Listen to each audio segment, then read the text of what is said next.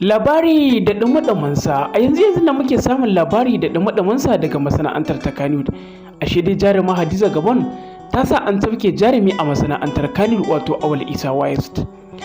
Kamar yadda al'umma suka sani yau tsawon kwanaki uku kenan a yayin da jarumi Awal Isa West ya wallafa wani matsakaicin wato bidiyo a shafinsa na Instagram. Tuni dai al'umma suka fara ɗaukan wannan bidiyo suna da postin ɗinsa a kafafen yaɗa labarai da kuma social media kamar Facebook, Instagram da YouTube da dai sauran kafafen yaɗa labarai. Inda daga bisani jaruma Hadiza Gabon ashe tuni ta sa 'yan sanda sun bazama suna neman wato jarumi Awal Isa West. An daɗe ana neman wato jarumi Awal Isa West ɗin amma ba a same shi ba, sai dai kuma daga bisani 'yan sanda sun samu nasarar tafke shi a daidai wani lokaci. Jama'a, domin jin cikakken rahoton da muke dauke da shi kafin mu tsindima ga gundarin shirin, muna buƙatar da ku dangula mana subscribe kamar haka gami da ƙararrawar sanarwa. Domin ku hakan shine ke bamu damar sanar da ku da zarar mun ɗora sababbin bidiyo mu a wannan tashar ta mai albarka mai suna Fuskar Arewa.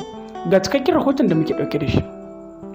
A yammacin yau ne muke samun wani labari da ɗumi sa ashe dai jaruma Hadiza Gabon tun bayan lokacin da jarumi Awal Isa West ya saki wannan bidiyo a shafinsa na Instagram, ashe dai tana kullace da shi, ta sa 'yan sanda suna ta neman shi, sai dai kuma kwanaki uku kenan 'yan sanda suna neman wato jarumin ba tare da sun same shi ba.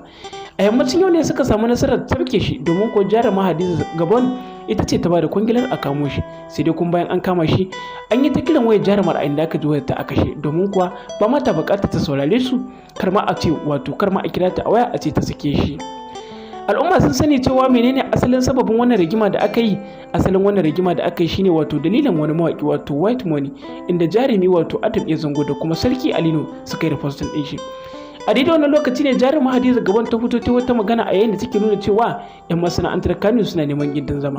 Daga bisani kuma jarumi Awal Isa West ya fusata ya saki wani bidiyo a yayin da yake nuna cewa jaruma Hadiza Gabon ba ta girmama na gaba da ita.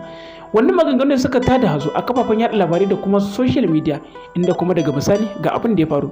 Shin jama'a, muna son mu ji menene ra'ayinku dangane da kamawar da jaruma Hadiza Gabon ta sa aka yi wa Awal Isa West? Mun gode da sauraron shirin, mu huta lafiya.